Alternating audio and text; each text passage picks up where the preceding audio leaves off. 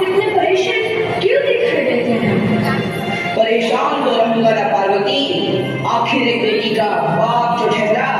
पार्वती, अब उसके हाथ पीले करने का समय आ गया है। पर हमारी आनंदी तो अभी सिर्फ 9 साल की है। अभी तो उसके पढ़ने लिखने और खेलने कूदने के दिन है। देख पार्वती, लड़कियां पराया धन होती है और जितना जल्दी इन्हें घर से विदा कर दे उतना अच्छा है। कल से आनंद की पढ़ाई लिखाई बंद। पर बाबू, इसमें मेरी क्या गलती है?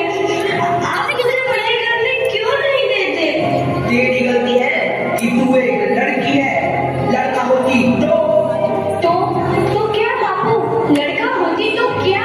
ऐ लड़की, ज्यादा जबान ना चला, नहीं तो जबान अलग से खींचकर बाहर निकाल दूंगा। बाबू, मैं पढ़ लिख कर कुछ बनना चाहती हूँ। मेरी पढ़ाई ना रोको बाबू। आनंदी, तुझे पढ़ना है तो पढ़, लेकिन सारी उम्र बाप की छाती पर यूं बोझ कर रखना पड़े। पर बाबू, अभी तो मेरी उम्र पढ़ाई लिखाई की है। मुझे पढ़ लिख कर डॉक्टर बनना है। पढ़ाई पढ़ाई पढ़ाई, आज तो तेरी इन किताबों का काम तमाम करके ही छोड़ूंगा। ये ले। नहीं बाबू, मत पढ़ो बाबू। भाई छोड़ी। नहीं बाबू, नहीं।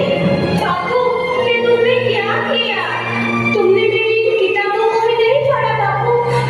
मेरी किस्मत फाड़ दी, मेरी किस्मत। ये काफी किताबें ना सिर्फ छोरों के हाथ में अच्छी लगती है, लड़कियों के हाथ में तो सिर्फ मेहंदी अच्छी लगती है, मेहंदी। पर बाबू, मैं लड़की हूँ तो क्या हुआ? लड़का और लड़की तो हमारी दोनों आंखों के समान होते हैं। चुप कर आनंदी, और यह एहसान मान कि अब तक जिंदा है तू। कहीं बचपन में गलत बर्तन मार दिया होता तो यह तेरी बकबक नहीं सुननी पड़ती आज। पर बाबू, मुझे चूल्हा जलाना अच्छा ना लगे है। देख छोरी, जितना जल्दी हो तू चूल्हा जलाना सीख ले, उतना ही अच्छा है तेरे लिए। और हाँ, तेरा ब्याह तो होगा, वो भी कल के कल। अपना जीवन है तुम्हारी ये कहानी। आंचल में है दूध और आंखों में है पानी। मुझे माफ कर दे बेटी, तेरे बापू के जिद के आगे मेरी एक न चलेगी। माफ कर दे बेटी, मुझे माफ कर दे। छोटी उम्र में आनंदी का विवाह गोपाल राव जोशी से हो गया। बाल विवाह एक सामाजिक कुरीति है और इस कुप्रथा का शिकार होना पड़ा आनंदी को। 5 वर्ष बाद आनंदी 14 साल की हो गई है। उसके घर एक शिशु ने जन्म लिया है। देखते हैं आगे क्या हुआ। इसे क्या हो गया है? इसका माथा तो अंगार की तरफ तप रहा है। इसे तो बहुत तेज बुखार है।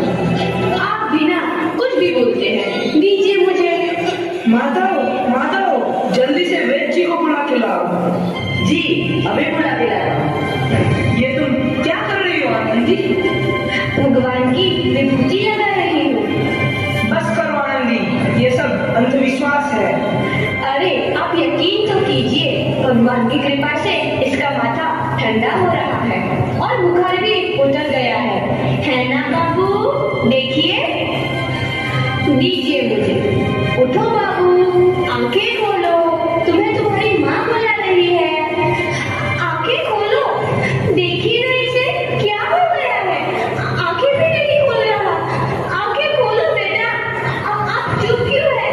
आंखें खोलो बेटा, आंखें खोलो। आनंदी, हमारा बेटा कभी आंखें नहीं खोलेगा। नहीं, ऐसा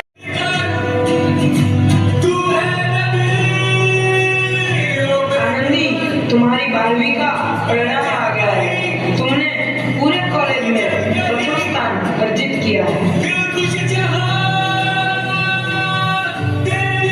आनंदी, तुम्हारी मेहनत रंग लाई है। तुम्हें शिक्षा वृत्ति मिली है। ये लो तुम्हारे अमेरिका जाने की टिकट। मुझे शिक्षा वृत्ति मिल गई, मैं अमेरिका जा रही हूँ। पर ये सब मैं अकेले कैसे कर पाऊंगी? आनंदी, अपना आप को इतना कमजोर। राशि को आनंदी अमेरिका के पेंसिल्वेनिया के लिए रवाना हुई और 3 साल बाद उन्होंने डॉक्टर ऑफ मेडिसिन की उपाधि प्राप्त कर ली।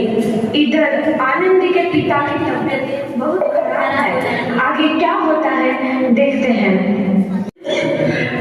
मैं नहीं बचूंगा।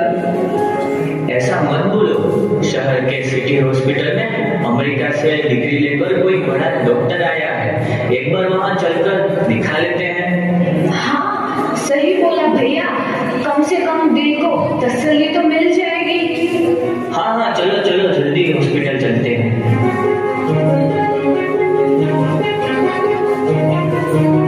इस मरीज की हालत तो बहुत ही खराब है। कोई चमत्कार ही इसे बचा सकता है।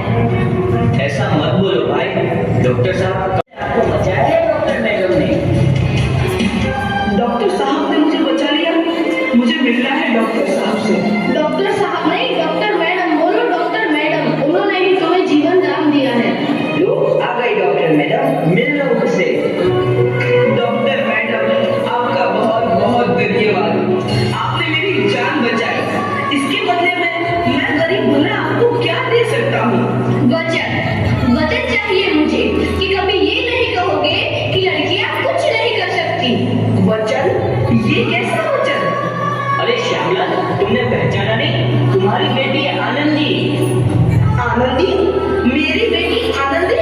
डॉक्टर? हाँ बाबू, वही आनंदी जिसके लिए बचपन में तुमने चूल्हा और दूल्हा के अलावा कुछ नहीं सोचा था। आनंदी, आनंदी मेरी बेटी, मुझे माफ कर दे।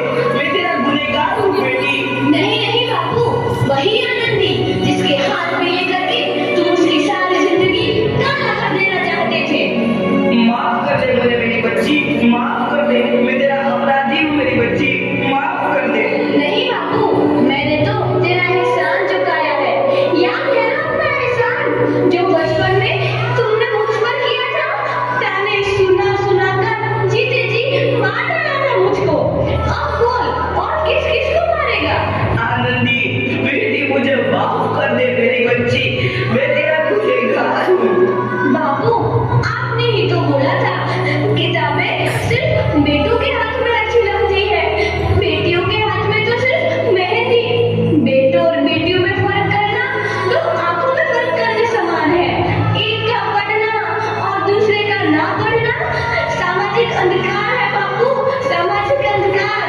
उपकार मांगता हूँ मैं तुझ जैसी बेटी का, जिसने सारी उम्र मुझसे कुछ ना मांगा। मांगा तो सिर्फ बराबरी का दर्जा। वरना सच तो यह है कि मैं तेरी माफी के लायक भी ना हूँ। मुझे बाप तेरी बराबरी कर सके उसके मैं लायक भी ना हूँ मेरी बेटी, मैं लायक भी ना हूँ। अपने बापू को क्या माफ नहीं करोगे आनंदी? माफ कर दो आनंदी, माफ कर दो। सुबह का भूला यदि शाम को घर लौट आए तो उसे भूला नहीं कहते। बापू